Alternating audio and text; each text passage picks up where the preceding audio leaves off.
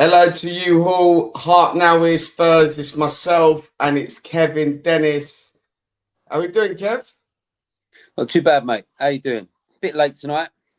Got a bit on the telly. I had to send the missus upstairs tonight, so had to make this one snappy. I think there's not much to fucking talk about. I don't think, apart from the obvious, the inconsistency monster rears its fucking ugly head again.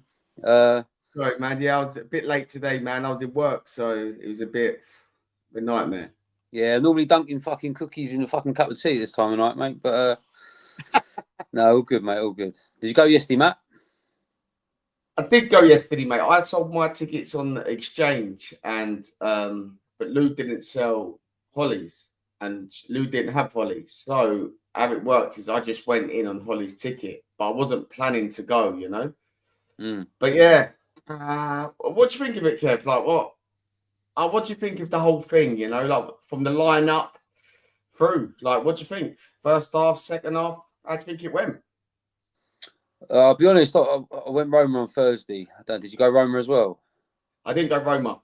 All right. Well, you probably watched it on the telly, but I thought we were lucky against Roma. I thought we wasn't clinical against Roma, but I was worried about us being quite leaky at the back against Roma. I thought Roma, a bit like Fulham, were quite a good shot to win the game. The way they attacked us. I mean, I thought Roma got in a lot the other last Thursday. Just us switching off at certain points. Fulham for me was a bit different. I mean, I think we was quite open because we were quite sort of playing on the front foot attacking wise. But I think the difference with the Fulham and Roma game is in the Roma game, I thought we had an outlet. You know, when we attacked, we looked like we was going to score against Roma. With Fulham, I know we're missing Solanke against Fulham, but we never looked like scoring for me. Yeah. There was never really many overloads. Sonny playing through the middle again is a massive issue. I just never felt like we was going to score in the game, and I know we did against the run of play, but I never felt like we was going to score after that. Even when they had 10 men, I didn't feel like we was going to score. So for me, we wasn't great in the attacking sense against Fulham, and we were quite lucky not to lose the game as well. I thought Fulham were. I wasn't sure how Fulham were going to be, if they were going to be attacking or they were going to sit back a bit. So they surprised me with how attacking they was, and again, I thought we got away with it. Got away with another draw, which is another game we could have lost. And I'm sure we're going to go into it about the inconsistency from Man City to now. But yeah, it's something that needs to be addressed. And can it be addressed before January? Probably not. It'd be down to the club to iron out this inconsistency, maybe with better players. I mean, I don't see what other chance or what other thing you can do to annihilate the inconsistency apart from strengthening the side. So, yeah, listen, tough game, I thought, and quite lucky to get a point. I mean, what are you saying, Matt? What do you think, mate? You know what? I thought when I saw Sonny through the middle, I was like, no, I can't go through this again. And then I thought Werner had a really good game. Out of the front three yesterday with Sonny and Johnson, I thought Werner was the only one that really had a decent game, you know. I thought Fulham played well. Like, I see them a few times this season, and what they try and do, they put the ball over the top, over your fullbacks, and they run straight into it. I thought Reece Nelson in that first 20 minutes, half hour, caused us a lot of problems, yeah? And Iwobi, he's turned into a bit of an animal this season, hasn't he? Yeah, but that's one shit player, Matt, as well. And I know, but he's playing well this season. Yeah, man. He's playing well. I thought Spurs yesterday made him look like fucking Ronaldo yesterday. I thought he's. I mean, they were giving certain players moments in games yesterday. Spurs. I mean, I think bang average players, and they look good against us. And I think that said a lot about us yesterday and another lethargic performance at home. You know what I mean? No, I totally get that, man. Do you know what it is with Spurs though, Kev? The inconsistency is bad. It's bad at the minute, and you struggle to put your finger on what's going wrong. You know, I think yesterday was the first time we heard the boos, like the proper boos, at full time. But it wasn't good enough. Like, it wasn't good enough. We didn't deserve to win that game. I think Fulham deserved it. But any things you would have done differently if you was Ange yesterday, Kev? I mean, if we spoke about Solanke before, right, and we've said that he ain't going to be judged on his goals; he's going to be judged on his other parts of his game.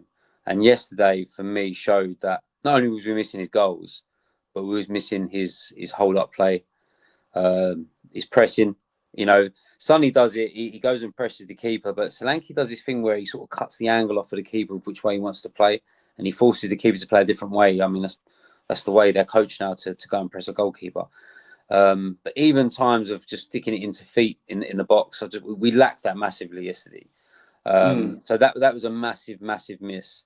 And obviously Kulusevski not starting was a big deal. I mean, I can only assume he was injured or not 100% because you don't drop your best player of the season. So that was a strange one. I mean, I don't know if he's come out. I mean, someone must have asked him after the game why he didn't play. Surely, I don't know what he said if he has been asked. But that was massive. For me, I don't know. I mean, I've said before, Lancashire for me is someone that when we're in this shitty situation of not having a proper striker, we know Sonny doesn't work with Son. Richarlison, I mean, you'd probably throw him in there if he was fit. He was out.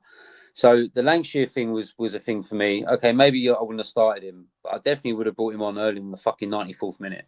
And that is probably one thing I definitely would have changed yesterday, would be that. Apart from that, I don't really see what else I would have changed. I think I would have probably gone with the same 11 that he did. That's if Kulusevski's injured. I may have kept Maddison on during the game because I felt like especially once they had 10 men. I mean, I don't know if Maddison. I think Maddison must have went off before that, if I can remember rightly. But when they're sitting in that low block, Maddison's the sort of player you need on. Maybe a bit too premature to hook him. I don't know.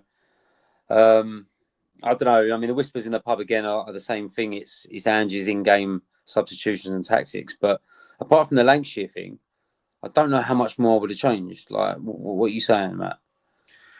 See, I think Maddison come off straight on the red card, right? And if there's a time you need Maddison on the pitch, it's at that point when they've Was it that though? Was it just before that? As soon as they had the 10 men, he got sent off. All the changes happened then. The goalkeeper went down, and Maddison went off at that point. Yeah, see, I'm not doing that. I'm not taking Maddison off. Especially when they've got that 10 men. He might not have been having the greatest game, but they're going to 10 men. They're going to go with a low block. You want Maddison on the ball because he's probably one of our only centre midfielders that is going to break them down.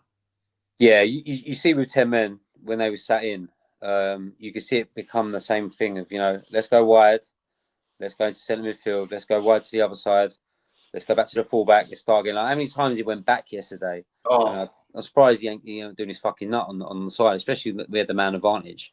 But the thing is, even when they had 10 men, even when we was trying to attack, we wasn't really good enough. I mean, we give the ball away a lot yesterday, cheap passes as well, and that got Fulham in a lot. And even with 10 men, even when they had 10 men, we were still giving the ball away, cheap passes, and Fulham were trying to score. Do you know what I mean? They have no right to be in our half for the last 10 minutes for 10 men. But we were so lackluster in the way we went forward and laziness in the past that I think it gave Fulham a bit of hope that if we can nick it, we can go and beat them. You know what I mean? And that's the frustrating thing. But yeah, the Maddison hook and the Lancashire thing, for me, has a bit of a question mark over, sort of Angie's in-game tactics again. But yeah, go on. Sorry, Matt, go on. I tell you what else was surprising, Kev. At that, taking off Werner, yeah? No, he took off Werner, put Sonny to the left, but then played Kulu as our striker. Yeah. We're playing against 10 men at this point. Like, the 10 men is happening. We have to take the game to them. But what we've done is put Sonny left, took Werner off, and I thought Werner was actually having a good game. We only looked like scoring from Werner on the ball. We didn't ever look like scoring other than that. No. I would say Son stole some fucking minutes yesterday. Stole a massive amount of minutes. Because, you can give him a bit of squeeze when he's put up the top because he ain't his sort of fucking bag to play through that middle. But once you're out on the left, that is when you have to be fucking Son. You have to take people on the step overs, drop your shoulder, get it on your right foot, have your shots on the edge of the box. But it just wasn't there. And I thought he let us down massively yesterday, Son. But yeah, like you said, mate, I would have kept Werner on and hooked Son. And Lancashire would have gone on. I think it might just give us a bit of a freshen up at the top there. But yeah, I think Sonny's the golden boy. I don't think he's I think he's keen on hooking him. I know he's hooked him the last few games, but I think that's more of a precaution thing with his injury. But yesterday he should have gone off. I mean, so frustrating. And yeah, it was made for Lancashire to go on and score the fucking winner. I thought if he would have had a good 10, 15 minutes in that game, I think it might have been different. But he obviously doesn't trust him there because, you know, I mean, you're putting Kulusevski there, where for me, you put Kulusevski in that role, you're losing Kulusevski running the middle. And he's Definitely. kind of isolated a bit up the top there. He can't really be the Kulusevski free role that we've seen over the last sort of couple of months, where he can get it and just, I mean, he hasn't got a position. He's everywhere.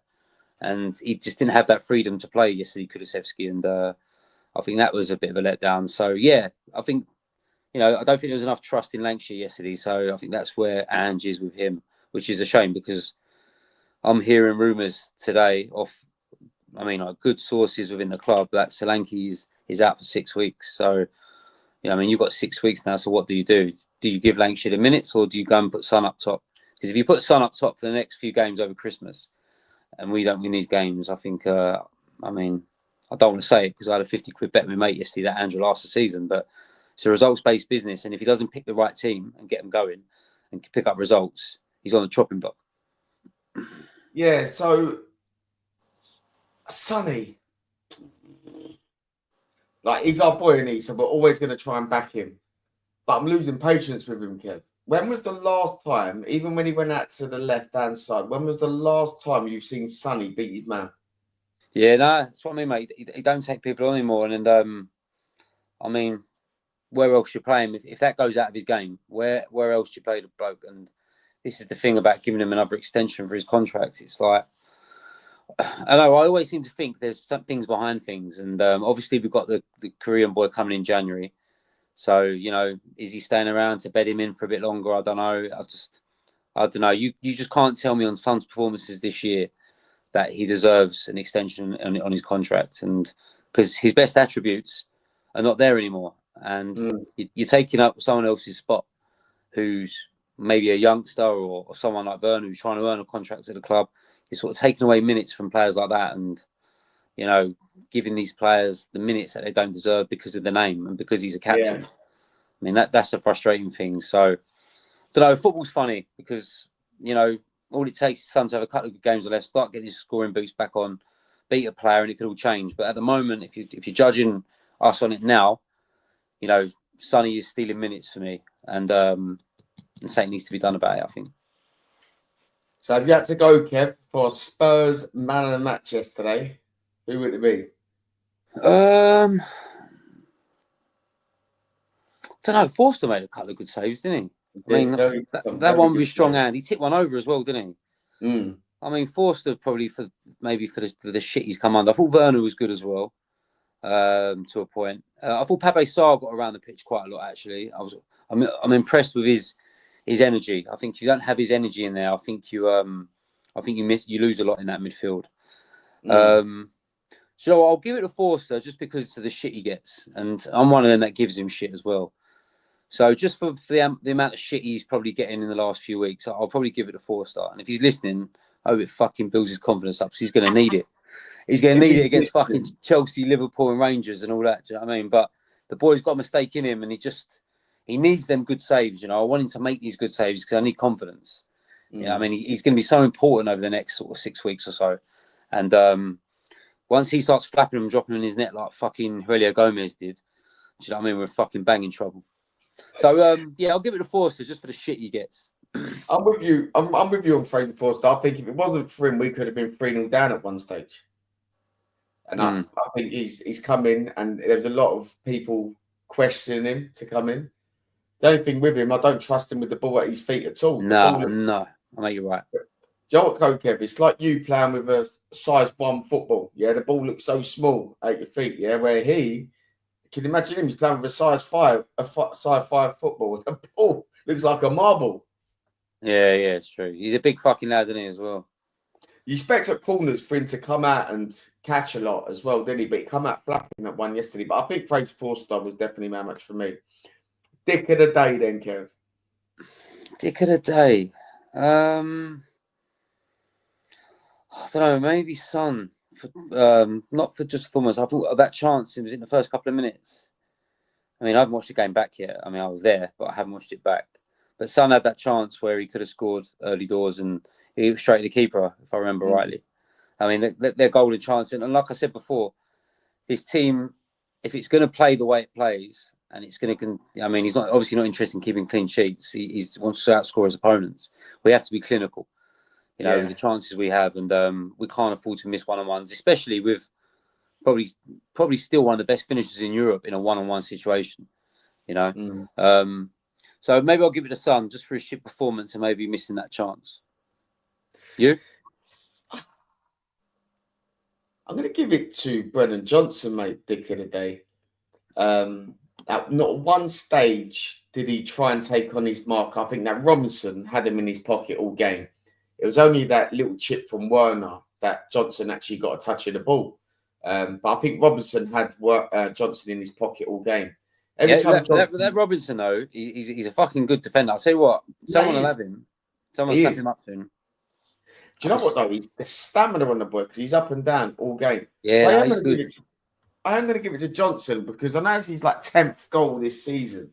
And he scored most of them at the back post. And I know you have to be there and stuff like that. But overall, for another 89 minutes, he was shocking. Yeah, I agree. He was poor. So it's like just putting the ball in the back of the net once, but he didn't do nothing else all game. Yeah, he's definitely not your Aaron Lennon type. I mean, I think we, especially at Spurs over the years, any player that plays, who's got pace as well, by the way, any player that plays out that wide, you want to take in people on. I mean, it's always been a Tottenham thing to do that.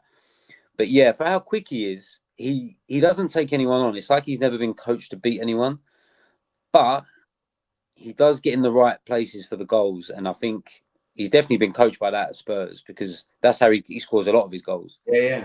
He does make them runs and creep in, but sometimes you just want him to take someone on one-on-one. You think he could beat. I'm not saying Robinson, but some other defenders. You think he could beat him if he takes him on, but he's not. Let's go backwards. Let's play into the middle. That's the way Spurs play with their wingers. They like to get it out wide, and they've got a chance, get it across the box, and the striker taps it in, or the guy at the back post does. But yeah, for how quick he is, he really should be taking people on. Yeah, do you know what we do to other teams where you get the ball wide and then your fullback overlaps to the byline and they smash it across, yeah? Yeah. Fulham done that to us so many times. Down our right-hand side, wasn't it, second half? Mate, was it Antonio Robinson, Iwobi done it quite a few times to us. We just get kept in cool. Then 1 minute on the box, and the next thing that midfielder was making the run through. You heard the groans in the stadium was like, because you could see it was going to happen every single time. But look, they punished us with that. Yeah. But go on in, Kev. Champagne moment. Just quickly before I go to that, we used to do that last season. I remember Dogie was always overlapping and stuff like that. And that don't really seems to be a thing where it's gone a bit quiet. I mean, I thought he was good yesterday, Destiny. I thought he was one who wanted to get on the ball and attack. And maybe didn't get down the byline and deliver as many balls in the box as he should have. But I thought he was good value as well, by the way. Forgot to mention him. But it's like you said, mate, it's a thing that Spurs need to get back to doing is overlapping, be introvert and come in, but just be a bit more dynamic with it. And we was a bit lackluster, I think, in all positions yesterday. No, I agree. And if you had to go for a champagne moment of yesterday's game, what would it be? Champagne moment. I mean, Timo gets some shit, but I thought it was a pretty good dink to get over for the goal for Johnson. I thought Werner in the first half was, especially in the first half, I thought he was quite dynamic. I mean, he's great at stretching the pitch out. I mean, that's one of his attributes he's good at. It's just it's the final third and the finishing that's the issue sometimes. But I think maybe Timo for his assist. I mean, I can't think of many champagne moments in that game because it was a bit of a fucking shitter. But I'll go for Werner's assist. Yeah, I agree. Yeah, I thought Werner was probably our man of the match yesterday. I thought he actually played well, and I don't know why we took him off. I don't know if he's recovering from an injury or not, But what I like with Werner, he's direct. Yeah, it's easy to just criticize Werner because he's an easy option to criticize because he's got that name tag, hasn't he? Where Werner, you're like, oh God, here we go. Yeah. Like when we had Eric Dyer, but when Eric Dyer was under Conte and Mourinho in the back three, he was actually a good defender. It's when he went off the rails, you know. Like I think Werner's got that tag in him where Harry Winks was another one. As soon as we started playing Winks and under like Conte and that, it was like, oh, Winks, and if we lose, everything's Winks' fault. Winks could be injured and it would still be Winks' fault. And it's I liked Winks under Pochettino. I liked him under Poch. He was really, really good under Poch. But yeah, I know what you mean. It's like a scapegoat sort of thing, yeah? It is, yeah, 100%. It is. And I think though, Matt, I think people are on the turn with Werner. I think not that. I mean, they said his name out in the starting lineup for the game, and he got quite a big cheer. I think people are at the stage with Werner is that they want to love him. That's it, yeah. But they also want to laugh at him as well in terms of things he did. Like he done something good yesterday, and then in another breath, the ball come over, and he's nowhere near getting. The ball's gone past him, and he's tried to like dive and header it. Do you remember seeing it? Must have been down your end. Yeah, because I was like at the north upper. I was like 5, whatever. I thought he was doing a fucking Klinsmann dive. I thought Jurgen was back in the house. And I thought, what's he doing? Like, he has these comical moments like that, but everyone's laughing, but they want him to do well. Do you know what I mean? It's a strange one with Werner. Where I was sitting yesterday I felt like that was coming straight on his head. I didn't realise that he got a touch on his head. Nah, nowhere near it, mate. I thought someone fucking shot him. It's the way he dived as well. He was like a fucking fish out of water. But yeah, you know, like your Stefan Freunds and all that. It was like a bit of a banter player, but you kind of liked him. Yeah, I think we're getting like that with Werner, but I think obviously Werner's a decent footballer when he wants to be. So it wouldn't surprise me if Werner has a bit of a turn this season and just starts fucking scoring. And it's just we've just got to stick with him, I think. So in the end, was you happy with a point? Because no, normally, Kev, in my opinion, we lose them games. We've seen us lose them games over the last couple of years. No, I wasn't happy with a point. I mean, I took into consideration those Solanke, and I knew that was going to be a problem. I mean, because I looked at the bookie price when I got in the ground, it was 11-10, and I thought, fucking, that's a good price for Spurs. And I thought, what's the fucking catch? And then the lineups come out, and I've seen Solanke not playing. I'm like, well, that's the catch, you know. Yeah. And that was when I started to go, well, maybe I don't fancy us now. But you think that, but when the game starts and all that, and you're in the ground and the atmosphere's there, and you have the start that we did with the sun chants, I mean, you just can't help but get excited, and you think, no, we can actually do these. But at the same time, I knew Fulham were dangerous, and we scored against the run of play as well, because I thought they was really at us at that point. We scored, and I knew we weren't playing no mugs. Do you know what I mean? But you still got to fancy us at home against anyone, even without Solanke. You've got to fancy us to score more than one goal at home. So no, I was disappointed, to be honest, Matt. You the opposite, or? I think I've seen us lose them games over the years, and like the Ipswich game, for instance, 2 weeks ago. So in the end, I thought we'd normally lose that game, but I'll take a point. We didn't play well, and we rode our luck at times, and we just take the point and move on. And now we're going to Bournemouth on Thursday, and it's a message here from James Cooper, because we'll talk about Bournemouth now, Kev, would you like to see any changes against Bournemouth on Thursday? So, Kev, I know you and TJ are going to Bournemouth on Thursday. So, are you going cherry picking down there? Or are you actually going to go and have some fish and chips down the seafront? Yeah, we're just going to go play the 1p, 2p machines, mate. Try and get some fucking ticket money back. Yeah, so it's our first time going Bournemouth. I mean, people who know who go Spurs quite a lot, even if your points are high, it's not an easy game to get to. In loyalty points wise, because it's such a small stadium. So yeah, it's one that I've been wanting to tick off for a few years, and it being a week game is probably the reason why I've got one. If it was a Saturday game, we got no fucking chance. So yeah, me and Teach never been, so we've been to a few grounds together for the first time over the years. So this should be a good one in terms of the day and everything else. But yeah, this is no fucking easy game. Do you know what I mean? This is a team that really, when you're inconsistent, you don't really want to be playing them. They're going to be a bit of an handful at home. They're going to be up for it. It's going to be a game that's going to test our character massively. So, changes wise, I don't know, man. I mean, without Solanke there, I think we're in big trouble playing through that middle. I mean, I don't see another player that can do it. I mean, Kulu, they all have to put Kulu there, or Son. But Do you think against Kev? Do you think against Bournemouth, with if we have to go with Werner, Sonny, and Johnson again, would you go with the Basuma holding, and then like how we started with Kulu and Madison just in front of him, like we've done a couple of games, like we went to Brighton away and blew them away first half? Would you potentially like to see that midfield again at Bournemouth? Because I do think we can get out Bournemouth early on. Yeah, I'd like to see Son left, Johnson right. I'd like to see Lancashire start.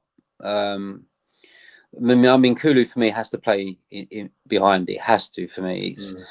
It's a position that I think he's now better than Madison at this moment in time. I think Madison's had a great game, some great games in there. I mean, you're going to need Papasar's energy for me. I think that's going to be massive in that game. Basuma for me just blows hot and cold. No consistency there for me with Basuma. I mean, I thought Bentancur was starting to play well as well before the fucking ban come in. I mean, that'd be his sort of game. It's going to be one of them games where it's going to be physical. It's going to be a fast pace. I mean, Basuma and Sarr to a point, you know, they don't mind leaving their foot in and getting yellow cards. It could be that sort of game, you know. But yeah, man, if you can get Kulu in that 10 role and just have the balls maybe to give Lancashire a go. Do you know what I mean? You haven't loaned him out. So you've started him in Europa games away to Galatasaray. I mean, you obviously think San could have boy. Sometimes you've just got to be, your back's got to be against the wall and who you can play and who you can pick and chuck good young players in there to see what they're made of. And if you can put him in against Ferencváros and Galatasaray, you can certainly put him in away against Bournemouth. That is what I'd like to see. Will it happen? Probably not. But if it doesn't happen and we lose again, the questions are going to be asked again, you know? Of course. I think Bournemouth is a tricky one. This Evan Nilsson for Bournemouth looks a right player, though, don't he? He's quick. He gets in behind. He uses his bum and back very well. Like, he backs into centre-backs. It's kind who's the boy out wide? Semieno? Mate, he's unreal. I'm hoping he pulls up in training this week with an Ammy or something. Yeah, good player. I mean, people like that are going to cause a shit. That Justin Kluivert's playing okay. Do you know what I mean? They've got an half decent side down there. So yeah, it's just going to be about who's got the balls, who wants it more. It's a proper test of character game for me, Bournemouth, and it's a night game as well. I mean, we can be brittle sometimes in these sort of games, or we can sometimes just turn it on, you know. But I mean, I'll take a point. I don't know about you, Matt, but a point for me at the moment is probably where I think would be for Bournemouth. What about you? You know what, Angel? Because the chat are asking quite a few questions. I'm going to come to, I will discuss this bit, the and situation, after we talk about Chelsea, because there's a couple of comments coming in here. Do you know what, Kev? I think we have to take 3 points against Bournemouth. We have to. With 3 points off top four, the cup games are Man United's coming up. We got to beat Rangers now. After the slip up to Roma, we have to go and beat Rangers now. It's going to be a tough place to go. They're above us in the Europa League group as well. I think in our next 2 games, we have to get at least 4 points. Otherwise, you're going to have this, Kev. You're going to have this, Kev. And you know, Angel. You're going to have that, yeah, and that's going to be flying around everywhere. I think we have to beat Bournemouth. I honestly do think we have to beat Bournemouth, and I think we've got enough to go and beat Bournemouth. I've looked at them this season, like when Man City went there. Man City had chances to put that game to bed before Bournemouth struck. I think we have to go there early, and we have to score the first goal against Bournemouth. Yeah, listen. I think, Matt, it's the same thing. It's down to being clinical, especially away from home. If you get your chances, you've got to take them because you're going to be up against it for quite a bit of that game away to anybody in the Premier League. So if you do get your chances, you've got to take them. And missing Solanke and not having a proper number 9 playing for me worries me about being clinical up top. I mean, I'm sure we'll have chances and we'll create chances, but it's about taking them. And if you don't take them against Bournemouth, they will go down the other end and probably score. So. I mean, it's a massive game for us, and especially with the games we've got coming up after that with Chelsea, obviously Rangers, I'd say maybe Southampton out of it, Liverpool. I mean, there's some massive games coming up and a busy Christmas period. So, I don't know, like, just replying to Luke Bird's comment, Angie and Angel. I mean, I've got a mate who I go with quite a lot. His name is Lee. Was supposed to come on tonight, couldn't make it on tonight, but he's very You know, he doesn't see where we're going with Ange.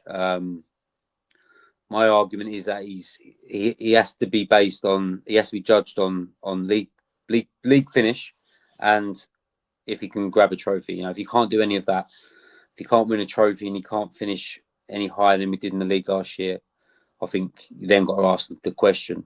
But I'm not going to forget that I'm enjoying going down there to a point now of watching the way we play in an attacking sense. And I mean, I haven't forgot about what we've gone through in the last few years, and I'm still on a fresh approach with Ange, and I feel like he's maybe a few players away from really nailing it down at Spurs. But if the board don't speak to him and he don't speak to the board and go, look, you know, we could have a right wobble here if we don't strengthen up in certain areas, then if the board don't do that, then another man's going to lose his job, and that's when you look back at the board again, you know. But I mean, if Luke Bird's not listened to the pod before, he'll know that we're all Angin, but I also understand that it's a results-based business, and if he can't get the players going and get the results, he's the sort of man that's going to stand up and go, well, that's down to me. And unfortunately, when that happens, you know, it's his job then to motivate them and get them out. And if he ain't motivating them to get them out and get results, or not picking the right players or making the right subs in games, I mean, he's going to be down the fucking dole office by fucking February or March. So hoping that don't happen. But yeah, and Jim for me, and Matt, I'm sure your take's more or less the same, isn't it? Mate, I'm always Andrew, mate. I love him, man. And do you know what? I'm not prepared. I ain't got it in me, Kev. Yeah, I'm aging already. I haven't got it in me to go through another manager rebuild and listen to another 3-year project. And I haven't got it in me, Kev. I can't do it. Yeah, we need to just stick by Ange and literally just back him. And it's interesting what you said about the board, because this message come through from Bradley. Sorry, not that one. This one. Shouldn't be fans be directing the anger towards Ange to Levy instead. So basically blaming Levy rather than Ange. I'm willing to give Ange the end of the season with the priority being how we're doing the cups. See, I think we're in all cup competitions, yeah? And that's what we wanted. Yep. And our realistic aim, let's be real, is we're not good enough to win the league, yeah? And if you take away Liverpool, Arsenal, Man City at the moment, that's 3 spots. So that realistically, there might only be 1 spot for Champions League, and that's 4th. And I think we all said kind of at the start of the season, I think we're 5th/6th team, aren't we? What do you still reckon? Does that change? No, listen. No, definitely. With the investment we've had and the kind of players that we've bought, you know, your Grays, your Odeberts, people like that, for me, that's not the ambition that this team at the moment wants to go and win Champions Leagues and want to win leagues. Yeah. It's for me, I mean, do I think it's right to buy them youth players and spend 40 million on Gray, 25, 30 million on Odebert instead of going to buy Eze for 50, 60 million? I mean, that's my argument about it. I'm all up for buying good young players, but it's kind of what you want to achieve right now. And Levy knows that we are dehydrated of fucking failure, and we need to taste fucking cup success or any form of success within a trophy. So where he's not giving us that formula to drink at the moment, we're kind of where we always have been.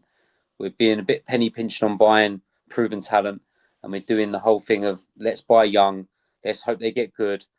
We've saved money here. Maybe there's a sell-on thing later on down the line. It's that sort of ethos that really is going to leave us sort of stuck. And again, it's going to make you go through manager to manager to manager, because every one of them are going to be like this because they don't have a team or 16 that can compete at the top of the league, and that's where we'll always be unless that changes. So, you know, it's down to Ange really to knock on the door and go, you know, if there's 60 million in the kitty, mate, go and buy me Eze in January. Go and buy me go and buy me a like for like Mickey Van der Ven. So I haven't got to have Davis and Radu for fucking 5 or 6. Well, I mean, I've heard today that Romero and Van der Ven are not back till January. So if that is true and that is the case, you have got 2 centre backs now that have got to play every single game through that hectic schedule and Europa League, and that's where they now need to address that in January and go, we can't have 2 centre backs for all these games. We need cover. We need depth. But we need good depth. We don't want to go and buy someone who's 18, 19, who's a fucking top French talent in League One at Nice or something like that. You need to go and buy a proven fucking player who's going to want to compete with Van der Ven and Romero. and be as good as them. And until we buy proven players, we're always going to struggle when we get players injured because we have no depth, because we haven't bought enough and we haven't bought enough quality. So, I mean, it'll always be the Levy thing, and unless we start buying proven footballers and Eze and people like that, for me, are the players that are going to propel us to go on one, you know? I agree. I think over the next couple of windows, even January, we need to sign at least one player that gets into that 11. And then in the summer, we need to sign another 2. Because I honestly do think we're about 3 players away, good players away in that starting 11 to start competing for the league. I really do. I mean, the Korean boy, he's supposed to be fucking pretty good. I mean, I didn't really know much about Son when he It's came. another Brian Gill. Fuck it, we still got him. He's still on the, Regulon was on the bench yesterday. I was like, I couldn't recognise. I said, who's that guy's name? Fucking Regulon. I'm like, fucking hell. Can he play centre off? I'm like, where the fuck is Regulon come from? So I mean, this what I said. I mean, did you see the bench yesterday, Matt? We were down to the bare fucking bones, man. There was like 2 or 3 players I didn't even know who there was. Kev, I think there was a stat. I think there was Regulon. He's the only player that started a Premier League game for us yesterday with Kulu, and Solanke hadn't started a Premier League game, and there was a load of other kids that I didn't even know about.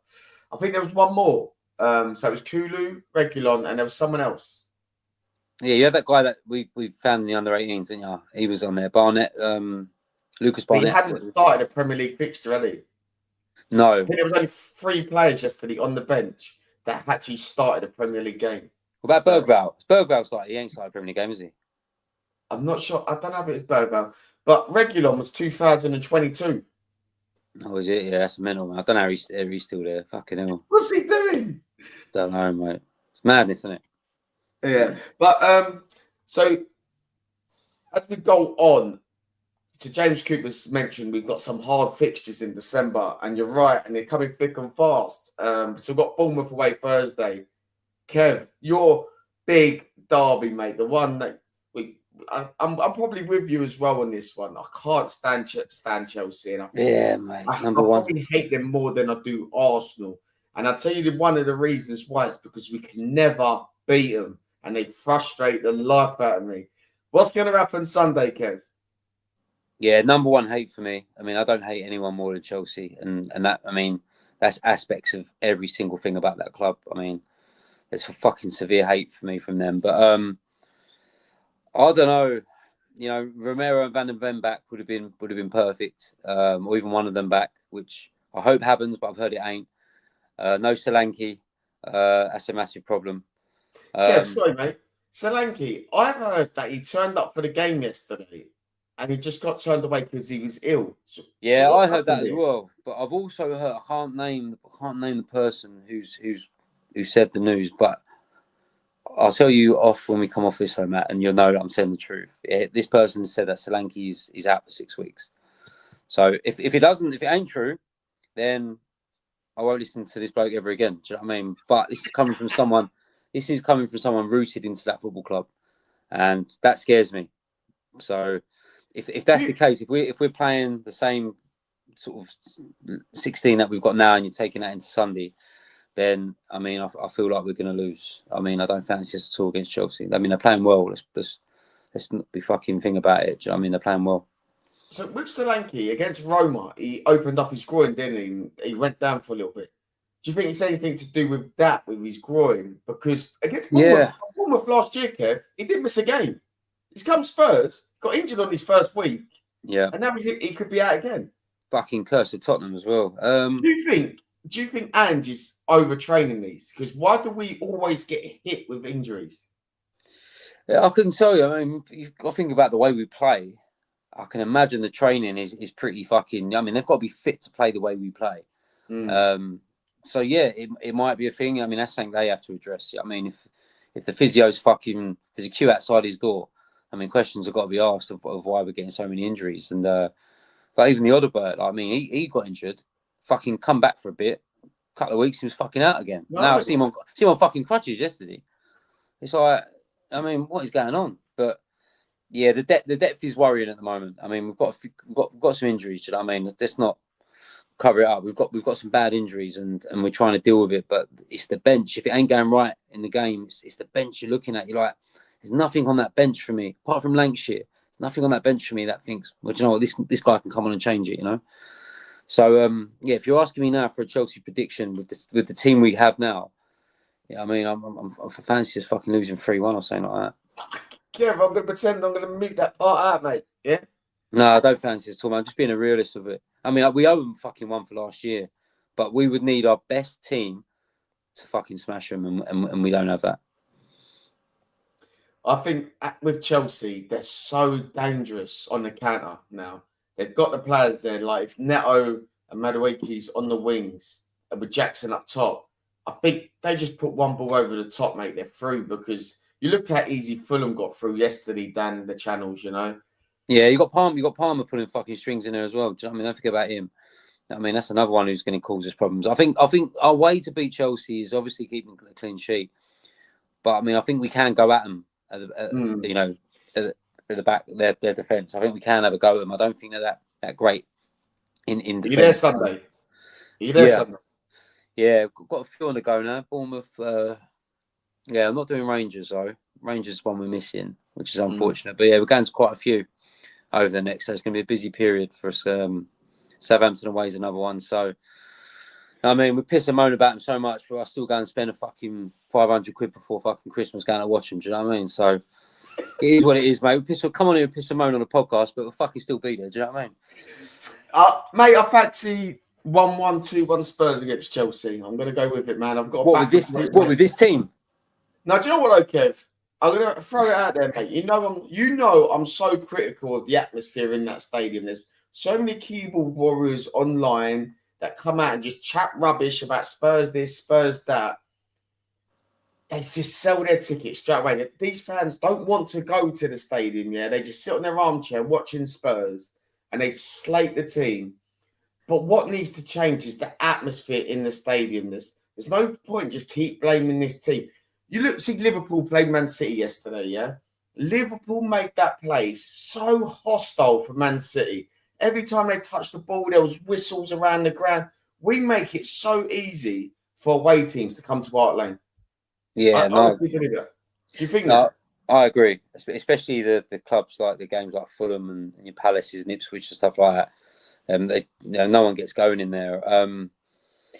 Yeah, I mean, we said this a few weeks ago, didn't we? I mean, it's not the same stadium that I know from the old stadium. It's a completely different stadium.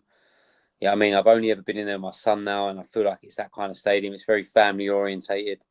You've got the tourist side of it, who, you know, sort of don't really know how to go in there and sing and stuff like that. Don't get me wrong, the South Stand still sounds pretty good. Do you know what I mean? But I mean, that South Stand's on its own sometimes in the way it sings, and the rest of the ground don't really do that. And you know what it is, Matt? I think if Man City struggle with it, I think sometimes you go into these new stadiums, and sometimes maybe the ticket prices sort of are too much for the, you know, for the man down the road, if you know what I mean, who can afford to go and take his kids, and that changes a lot of things. But I mean, like I said before, it's not a football stadium anymore. It's like what's the word? It's like a business arena for me. It's all about making money, and I think that's what takes the sting out of the atmosphere. And I mean, at some point, it's gonna happen to every club. I think in the Premier League, every club's gonna have a brand new stadium like that, and it's gonna drown it out. And you know, I sort of go as much as I do now because of my son. If my son weren't around,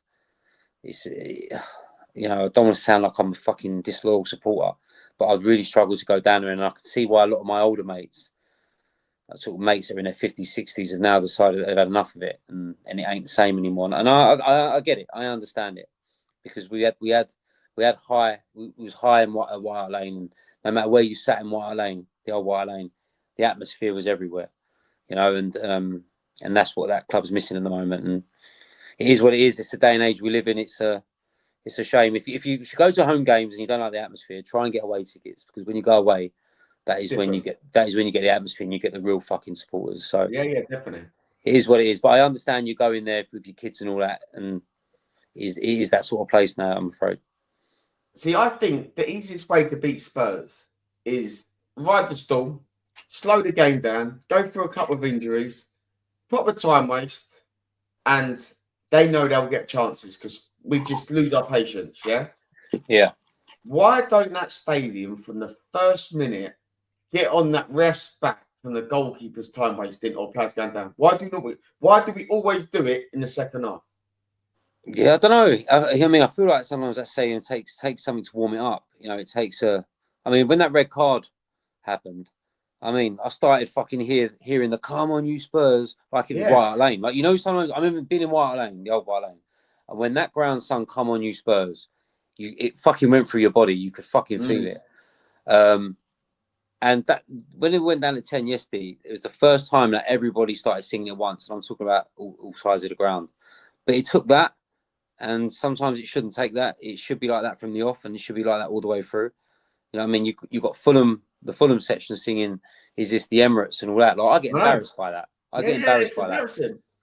Some people laugh at it and all that, but I get fucking embarrassed when people sing that. And yeah, it is that kind of stadium, I'm afraid, and that's where we are. And I don't know how you change that. You could put a trumpet guy and a drummer in there all you fucking like. I don't think it's going to change much, you know. That's why I think we turn up Sunday, because I think the atmosphere at home in the big games, the Man Cities, the Arsenals, the Chelseas, the Liverpools, we always do bring a good atmosphere. And I think we have to beat Chelsea on Sunday. They've been coming in red hot form. They're looking good. And we owe them a beating, you know. Like, we don't ever beat Chelsea. Like, yeah, we've got to be real. We've got to be real, though, Matt. We're inconsistent. They're not. Do you know what I mean? I know what you're saying, because sometimes we've seen proper shit Spurs sides beat their London rivals when we're nowhere near their level. You know, but that's just down to passion and wanting it. You know what I mean? I don't know if this lot have got that. But my thing with the supporters as well is that the atmosphere can be rocking as soon as you go in there. As soon as Chelsea have 2 or 3 fucking chances, or miss 3 chances, the fucking thing's dead. It's flat as fuck, and it can't get going again. And that's the problem. And then a good 25, 30 minutes of that half, you're hearing no Spurs fans singing, you're hearing the away section. I mean, when that away section's in that ground and starts wanting to sing, it's fucking loud because it's such a big ground. It fucking echoes around. And that's again where our home support lets us down. And but yeah, it don't surprise me. So we've got Bournemouth, Chelsea. We need to pick up, I think, maximum 4 points in this. I do. I think if we don't, Ange could be under pressure. I think we've got a very toxic fan base that will want them out. But at 7:15, 7:20, Kev, you saw the FA Cup draw. What is your thoughts on Tamworth away? Do you know who they are? You must have played against them on Sunday League once, no? I might have played them fucking Saturday football years ago. I don't know. I might have fucking played there. Yeah, I had to Google where Tamworth was. It's one of them places. I'm pretty good at the old geography stuff. Like, Staffordshire somewhere, isn't it? I was told. Right. But yeah, 4,000 capacity. I'm not fucking that confident getting a ticket. So I mean, what did we get? What does we normally get percentage wise out of an away? I don't know. I think what they do is they put it down to security reasons as well, don't they? So they can always lower it. I think is it normally like 40% or something? For FA Cup, yeah, I think it is. Well, I mean, I googled this stadium and it looks like fucking some of them stand around the fucking side. You know, like the old Saturday fucking non-league stuff where you're on the bars. It looks like it's only got one fucking stand, I think. So you might be able to watch it from a couple of fucking houses that are fucking behind it. I think we'll get 600, 800.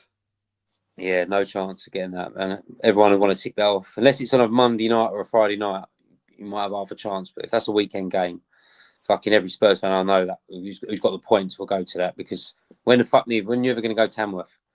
I think they will put that, Kev. I think they'll put that on a Friday night or Saturday night or a Sunday 4:30 or 6 o'clock kickoff or a Monday night. More on the telly. Yeah. 100%. Yeah, it'd be a telly game. Yeah. Do you think Levy will try and turn this and get it back to White Lane, but say to them, "We'll give you this amount of money"? Kev, I think our players have we ever done that?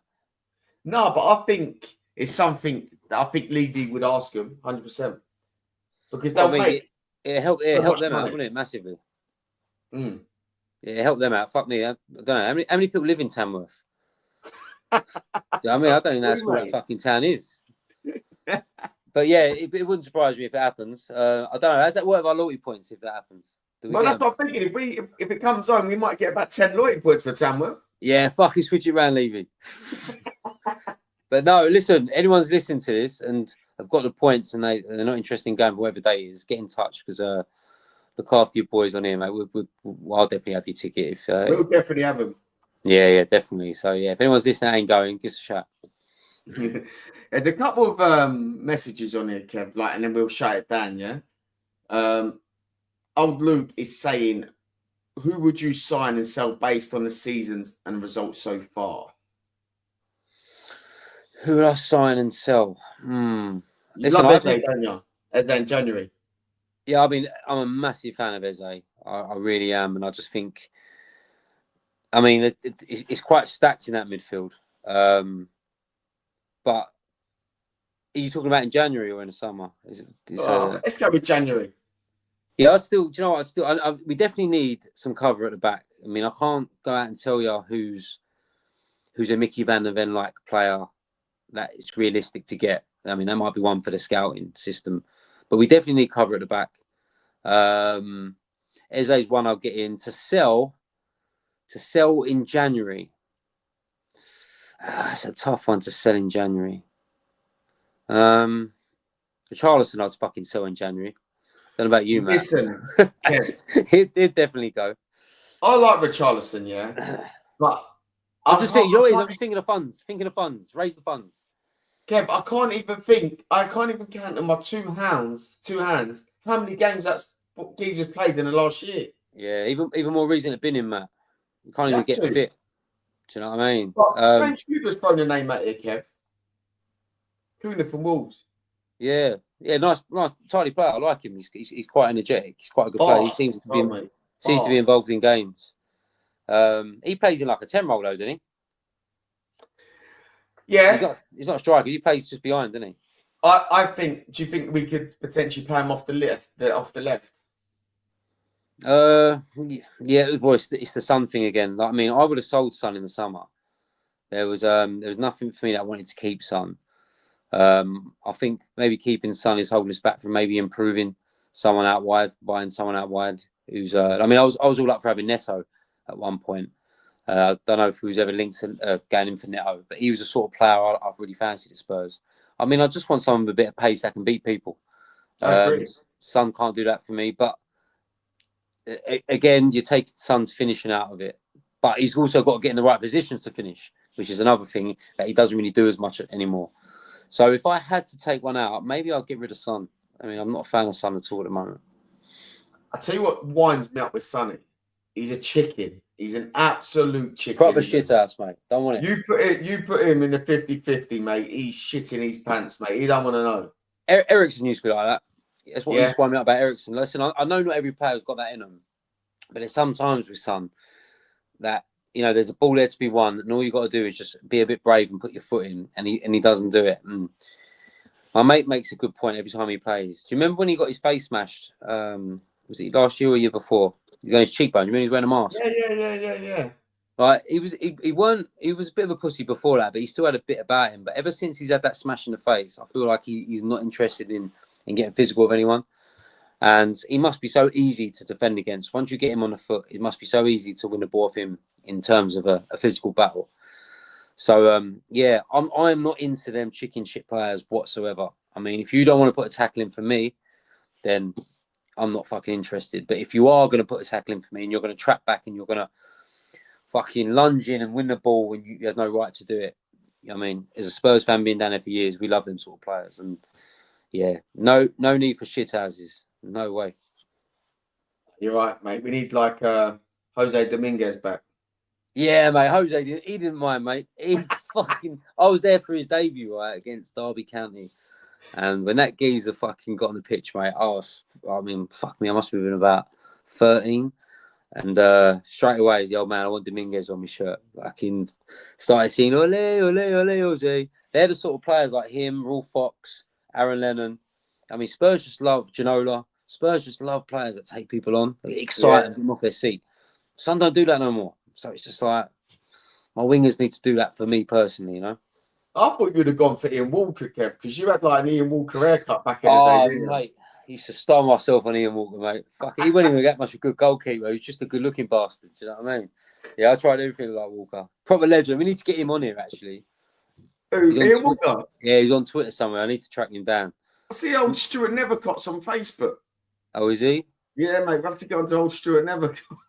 I played against him a few years ago in Spurs Legends game. He's fucking like, I thought he was going to have a heart attack to come.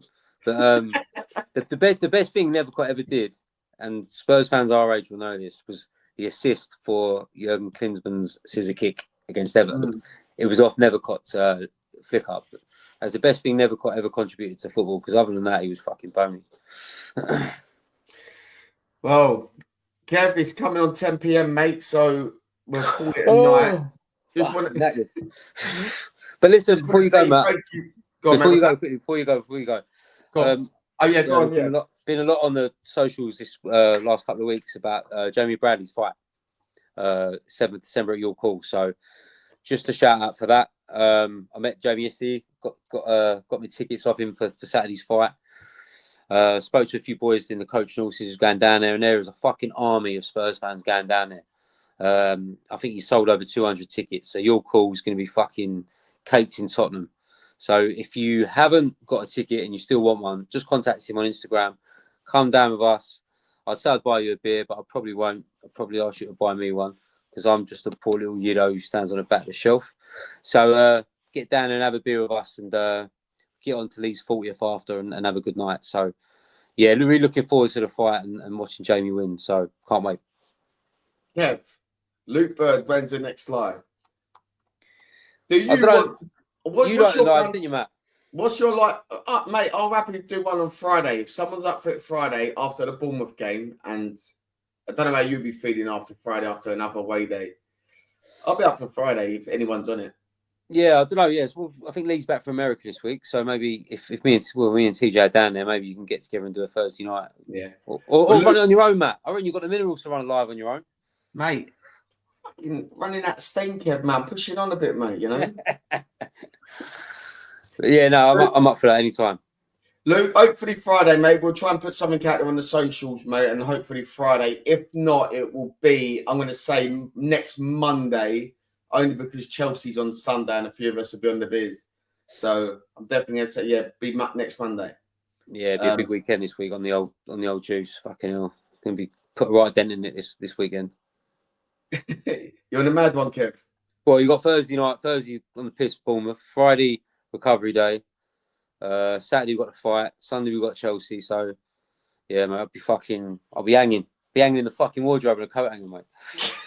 I love that picture. It's a classic, isn't it? Right, guys, thank you all on TikTok, Instagram, Facebook, and YouTube. It is going to be a tough week. We walk away with a point against Fulham. It's going to be a tough week. We've got Bournemouth and Chelsea in the next 2 Premier League games. Get behind Dan. Bring the atmosphere on Sunday to Chelsea, because the boys are going to need you all. Well, need us all, because I'll be down there as well. Hang on. 2 seconds, Kev. I've just got... The computer thinks I'm a robot, mate, and I've had to do a bit of a jigsaw puzzle because I don't know why, but it's just, when it comes up like you need to do a robot. You got to press all the fucking squares. Yeah. How many bikes do you see in this picture? Yeah, I fuck it up sometimes as well. I'm like, was there one in there? It's like a quarter of the wheel. Always gets right, guys, thank you to you all. I hope you have a lovely evening. We might be live Friday, but we will update the socials and we'll keep you all updated. Have a good one. Carly Spurs. It's